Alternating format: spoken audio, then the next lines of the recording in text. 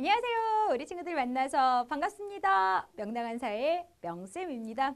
자, 우리 이번 시간에는요, 서술형 평가 문제를 풀어보도록 할 거예요. 먼저 지도로 본 우리 지역 관련된 서술형 평가 문제 풀어보도록 합시다. 첫 번째 문제입니다. 다음과 같은 다음은 같은 지역을 나타낸 위성사진과 지도입니다. 물음에 답하시오. 자, 위 두 자료의 공통점이 무엇인지 쓰시오라고 묻고 있어요. 근데 여기에서 이미 답을 알려주고 있어요. 이 두 개의 자료는 같은 지역을 나타낸 거죠. 그렇죠? 근데 같은 지역의 모습을 어떠한 방법으로 나타내는지 그 방법까지도 우리 친구들이 떠올려주면 좋아요. 지금 같은 지역의 모습을 위에서 내려다본 방법으로 나타냈죠. 크게 두 자료의 가장 큰 공통점이에요. 위성사진과 지도는 모두 같은 지역의 위에서 내려다본 모습을 나타낸 것이다. 같은 지역을 나타낸 것이지만 정확히 어떤 방법으로 나타냈다고요? 위에서 내려다본 모습으로 나타냈다고요. 그래서 위에서 내려다본 모습이 두 개의 자료에 모두 담겨 있잖아요. 그 지역에 있는 전체적인 모습을 담고 있다라고도 이야기를 할 수가 있어요. 그런데 두 자료는 또 커다란 차이점을 가지고 있죠. 위와 같은 위성사진 대신 지도를 활용할 때의 좋은 점은 무엇인지 쓰시오. 위성사진은요, 그 지역에 있는 모든 것을 담고 있기 때문에 매우 복잡하고요. 확대하지 않는 이상 각 건물의 모습이 뚜렷이 안 보여요. 각 건물이 무엇인지 파악하기 어려워요. 이에 비해서 이제 지도 같은 경우는 주요 건물들만 골라서 나타내기도 했고요. 주요 건물의 경우 이런 식으로 그 건물의 이름을 적어 놓은 경우도 있어요. 그래서 그 지역의 주요 건물이라든지 주요 자연환경 등등이 한눈에 쉽게 파악되는 거죠. 이런 점이 두 자료의 차이점이면서 지도를 활용해서 어떠한 지역을 살펴볼 때의 좋은 점입니다. 이렇게 글로 쓸 수가 있겠죠. 위성사진에는 모든 것이 다 나타나 있어서 필요한 정보를 찾아보기 어렵지만 지도에는 필요한 정보가 보기 쉽게 나타나 있습니다. 두 가지 자료의 특징을 비교해서 서술하되 지도에 좋은 점이 강조되도록 서술하는 거예요. 됐어요? 지도에 좋은 점을 쓰라고 요구했기 때문에 그냥 단순히 위성사진은 어떻고요? 지도는 어때요? 이렇게 비교하는 내용만 서술하는 게 아니라 지도에 좋은 점이 드러나도록 답을 서술해야 합니다. 알았죠? 필요한 정보를 찾아보기 쉽다. 필요한 정보가 보기 쉽게 나타나 있다. 이런 내용 꼭 들어가야 합니다. 자, 우리 그러면 두 번째 문제로 넘어가 볼까요? 다음은 우리나라 지도의 모습입니다. 제시된 두 지역 중 한 곳과 관련하여 방위를 이용해 인천광역시의 위치를 설명하시오. 자, 우리나라 지도가 나와 있고요. 두 개의 지역이 제시되어 있어요. 자, 이 두 개의 지역 중 한 곳과 관련하여 방위를 이용해 인천광역시의 위치를 설명해 달래요. 자, 지도에는 지금 방위표가 나와 있어요. 그래서 위쪽이 북쪽이고요. 아래쪽이 남쪽이고요. 오른쪽이 동쪽이고요. 왼쪽이 서쪽이라는 게 확인이 되고 있어요. 그리고 인천광역시는 이곳입니다.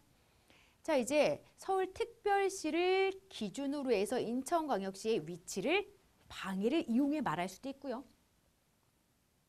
충청남도를 기준으로 해서 인천광역시의 위치를 방위를 이용하여 말할 수도 있습니다. 어디로 갈까요? 서울특별시, 충청남도 어디로 갈까요? 자, 선생님이 이제 두 가지를 당연히 다 답으로 써봤죠. 자, 인천광역시는 서울특별시를 이제 기준으로 한 것부터 확인할게요. 서울특별시의 이쪽 방향이죠. 이쪽. 선생님이 그냥 말로는 이쪽이에요 라고 하면서 화살표를 하고 있지만 이쪽이 방위로 표시했을 때에는 서쪽이잖아요.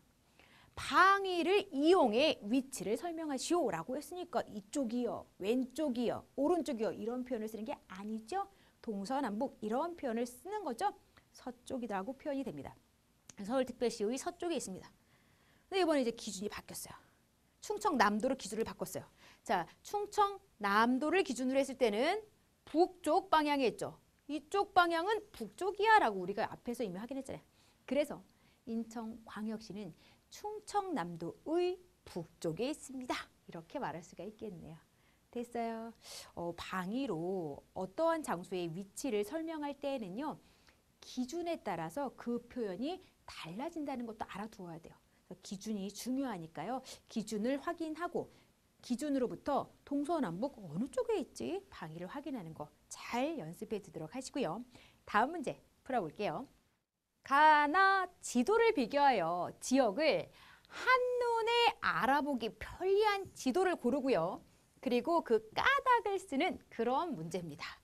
자, 가지도는요. 이제 모든 내용을요. 글자로만 나타낸 것이고요. 나지도는 간단한 모양의 기호가 사용된 그러한 지도입니다. 여러분 이제 글자로 여러 가지 시설을 다 적어 놓은 지도랑 간단한 모양의 기호로 무언가를 표시해 놓은 지도 어떤 게 훨씬 더 한눈에 무언가를 알아보기 쉬울까요? 그렇죠. 간단한 모양의 기호가 사용되었을 때 한눈에 쉽게 우리는 그 지역의 모습을 알아볼 수 있죠. 이게 우리들이 일상생활에서 이제 뭐 이모티콘 같은 거 쓰잖아요. 그럴 때 기분 좋아 라고 이제 문자를 쓸 수도 있지만 방긋 웃는 그런 이모티콘으로 기분을 표현하는 경우가 있어요. 이모티콘 같은 걸 이용해서도 매우 간단하면서도 쉽게 자신의 기분을 표현할 수 있죠. 그것과 비교하면은 조금 더 쉽게 이해가 되지 않을까 싶은 생각이 들어요. 그래서 가처럼 모든 정보를 글자로만 나타낸 지도에 비해서 나처럼 약속된 기호를 이용해 여러 가지 정보를 쉽고 간단하게 나타낸 게 어떠한 지역을 한눈에 알아보기 편리한 지도입니다. 자, 정답은 나여다. 나는 바로 약속된 간단한 기호라는 걸 이용했기 때문에 여러 가지 정보를 쉽고 간단하게 나타내고 있기 때문이에요. 그래서 우리가 공부한 지도는 나와 같이 기호가 사용된 그러한 지도였고요. 여기에서 하나 더 정리를 하면 좋은 게요. 자, 지금 주어진 지도에서 여러 가지 기호가 사용되었는데 사람들은 지도에 쓰이는 기호를 모두 외우진 않아요. 그런 경우에 대비해서 바로 법례가 있다는 것도 함께 정리해 두고 가시면 좋겠죠. 이 지도에 쓰인 기호와 그 기호의 뜻을 알려주는 그런 부분이 법례라는 겁니다. 자, 그러면 다음 문제로 넘어가 보도록 합시다. 자, 이번에도 지도 문제가 나왔어요. 위 지도에 표시된 축척의 의미가 무엇인지 쓰시오. 자, 축척이 표시되는 부분부터 찾아야 되겠죠. 여기에 축척이 표시되어 있어요.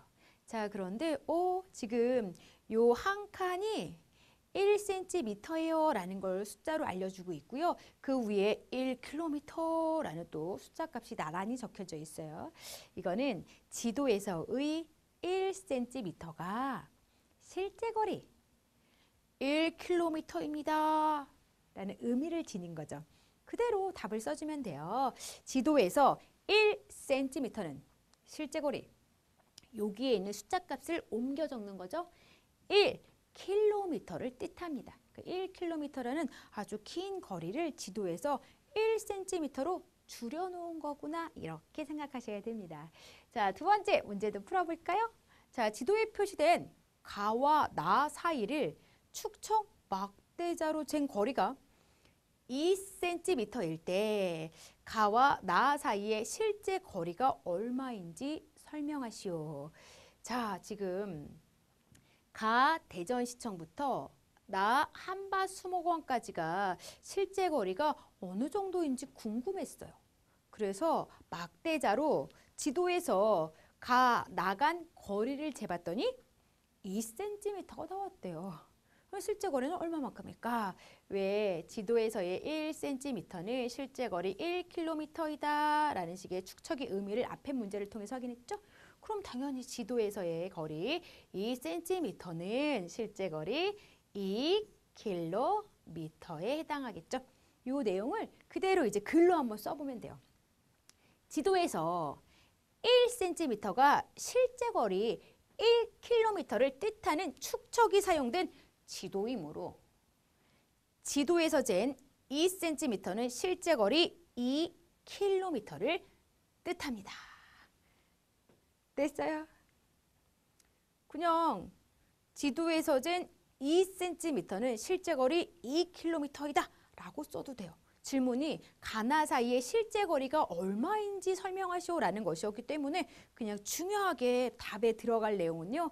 지도에서 잰 2cm는 실제 거리 2km예요. 이 내용이 반드시 들어가도록 답안을 서술하는 연습 꼭 해두도록 하세요. 자, 이렇게 해서요. 선생님과 함께 서술형 평가 문제 모두 풀어봤네요. 우리 친구들 이번 시간에도요. 열심히 공부하느라고 수고 많았어요.